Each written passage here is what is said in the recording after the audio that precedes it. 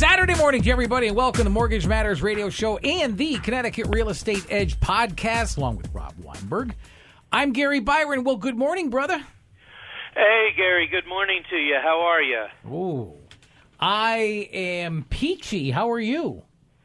Doing pretty good. You know, trying to stay positive with this weather, man. It just won't let up. Well, you got to, let me tell you something. You got to stay positive. There's many things to be down in the dumps about weather, the least of it. But, you got to stay positive. I know that's easier said than done. But you know what? You got no other choice. You can't let the times bring you down. You've got that choice. It's a conscious decision that we all must make. You can let things get to you, and it's easy to do that. It's easy to take that route, and it's an effort to remain positive. But I think we need a little bit more happiness in life more than anything else. So.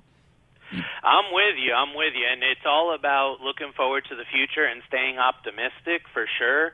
I know that there's a lot of doom and gloom around a lot of stuff going on in the world right now, but there's also a lot of really, really great and positive things going on. And a lot of people don't think about the positive and good, and they dwell so much on the negative, right? Mm-hmm. And that ends up really running their life.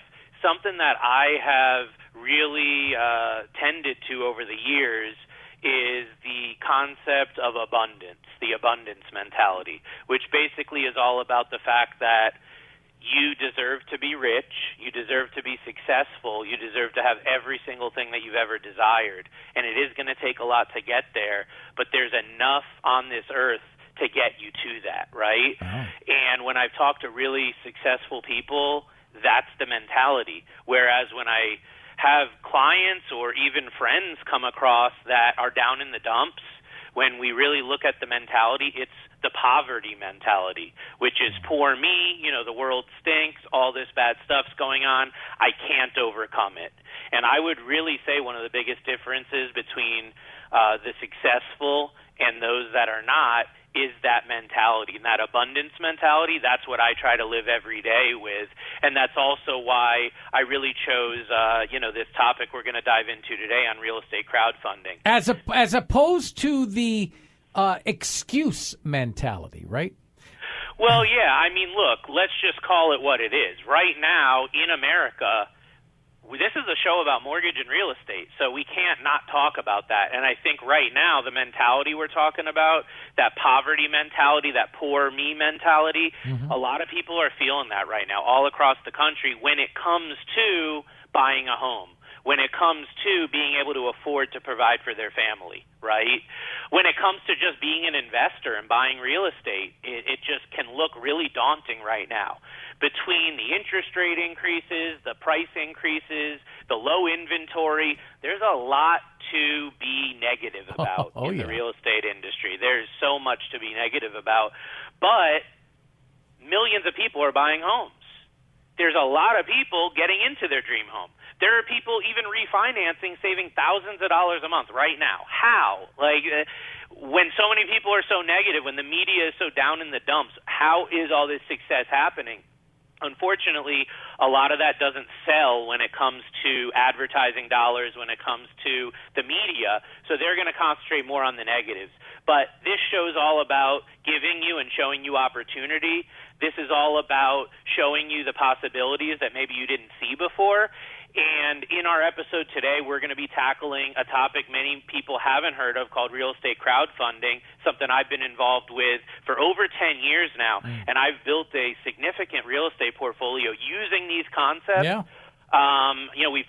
We dabbled in other shows, about it, but it continues to perform. It continues to work. And the reason that it is important to discuss is because real estate crowdfunding can allow you to get involved in real estate, to allow you to generate cash flow, to allow you to create a portfolio for your future with as little as $500. So for those people sitting here going, I can't get into real estate, I don't have 10 grand, I don't have 20 grand, I can't afford closing costs, I don't have a down payment. Well, what if I told you you could own shares in an apartment building for $500? What if I told you you could be a part owner of an office complex for $1,000?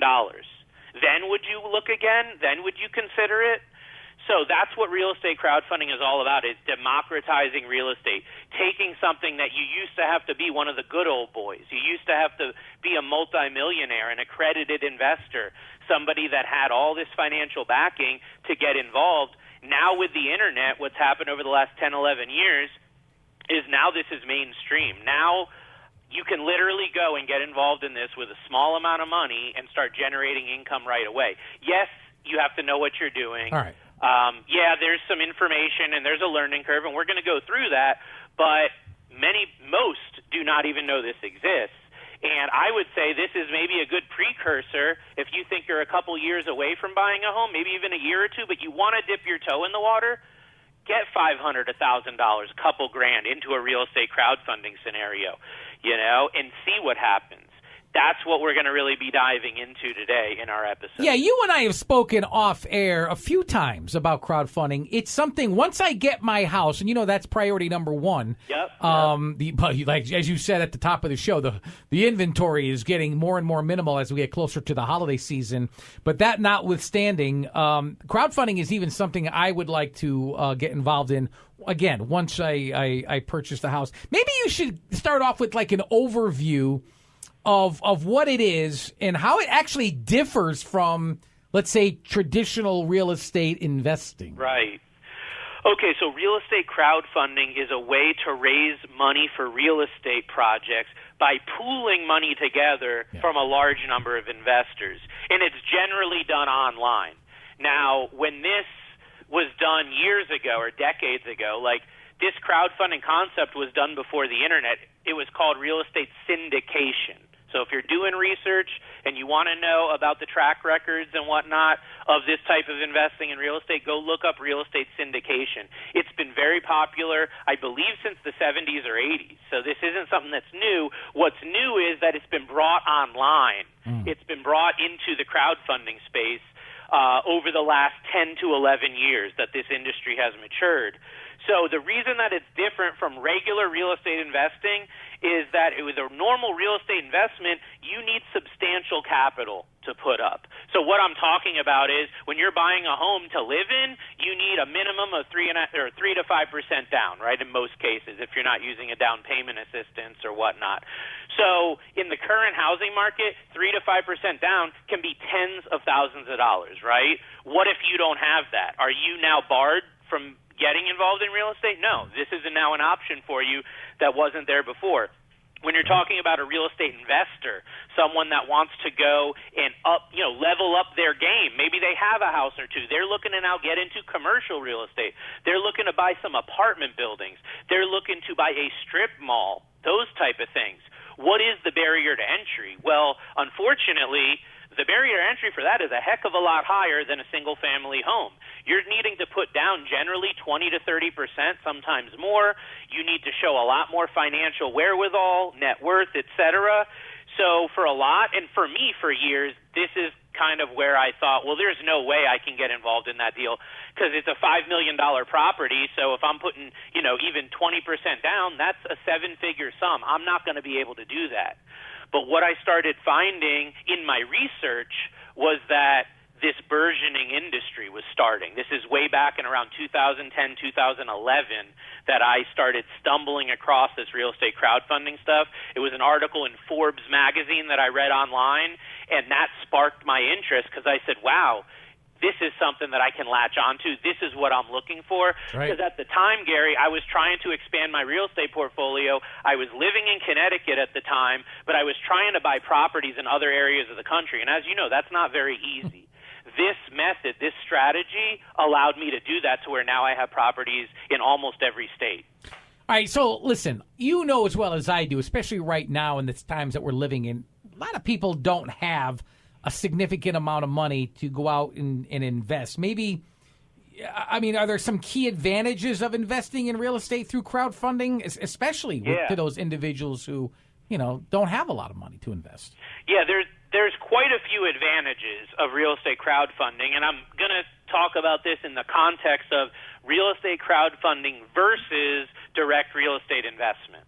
So there's two ways you can go about it. You can either go buy a house yourself, put up all the money, do all the work, do everything. That's what most people do, direct investment.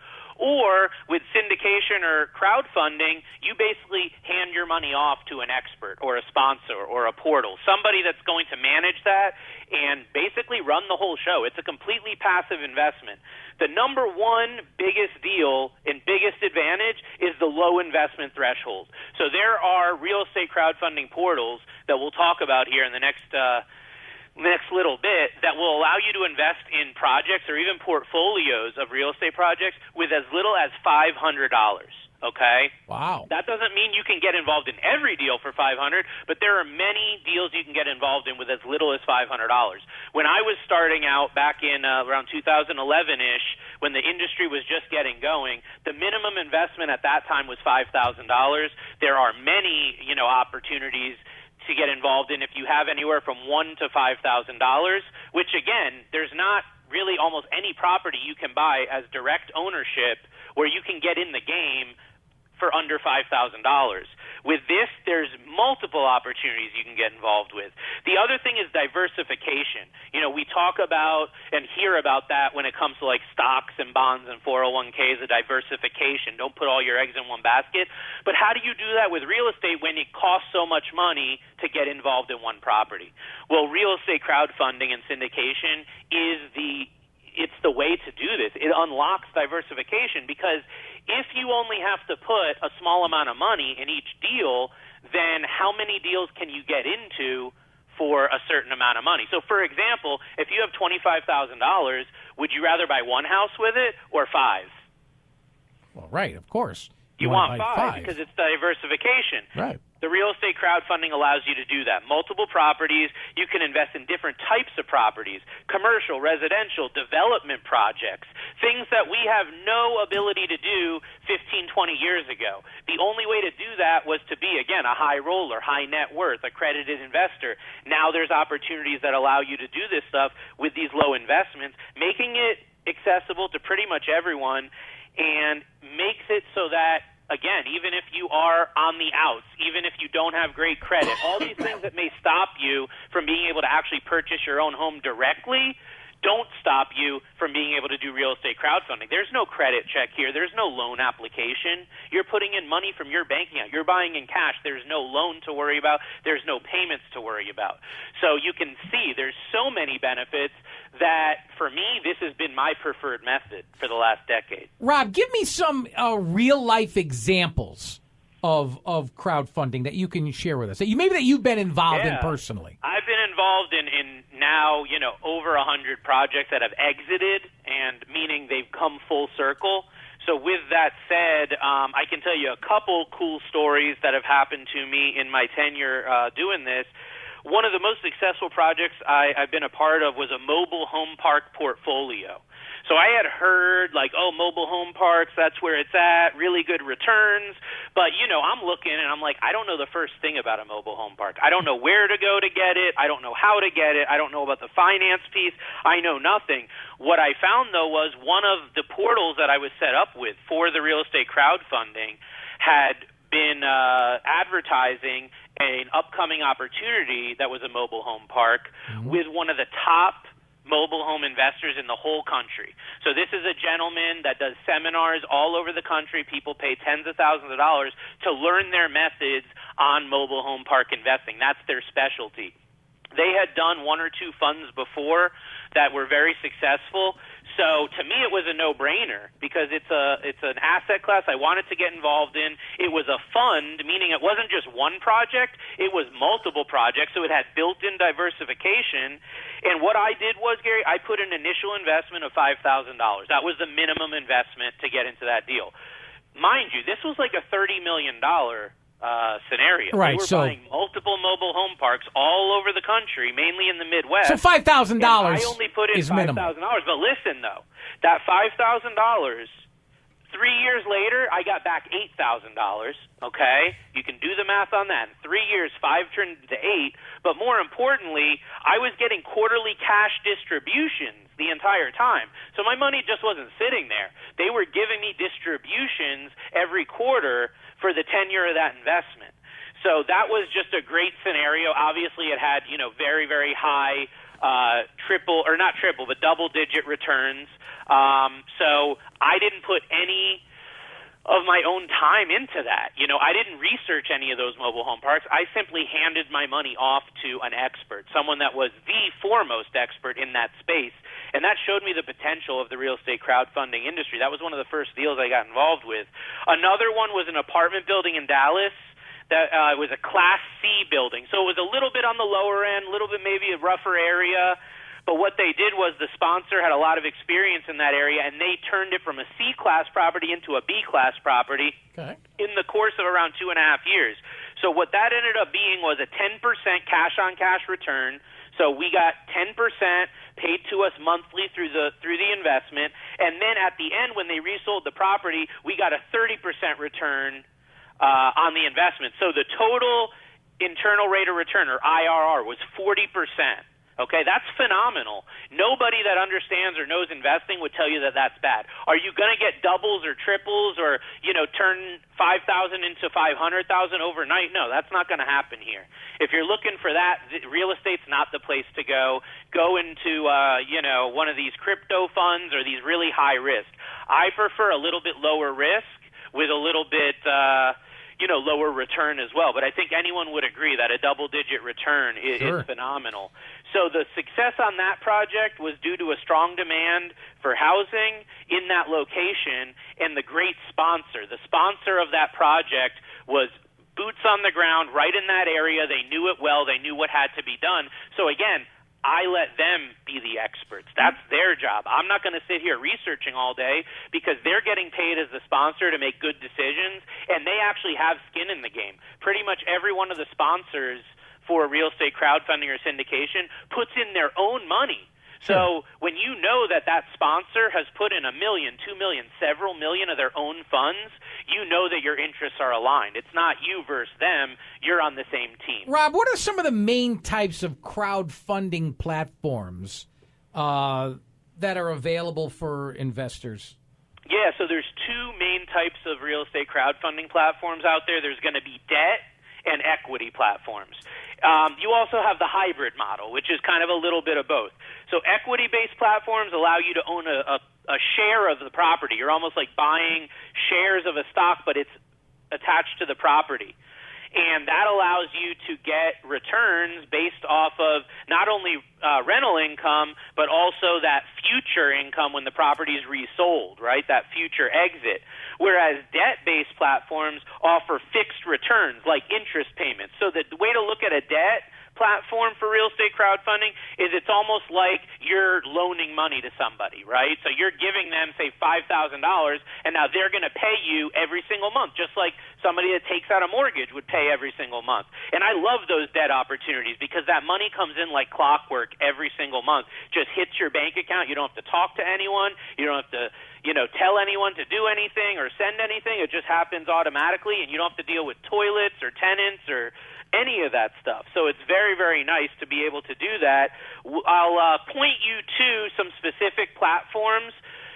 First of all, for the debt real estate crowdfunding, I like Fund That Flip, Fundrise, and Share Estates. There are a lot of them out there. These are the three I've personally used myself and continue to use today for debt investing. Do you have both debt and equity crowdfunding? Well, those three I just gave, Fund That Flip, Fundrise, and Share Estates, those are just debt. Okay? I think actually Fundrise might have a few equity opportunities too, but they're mainly debt.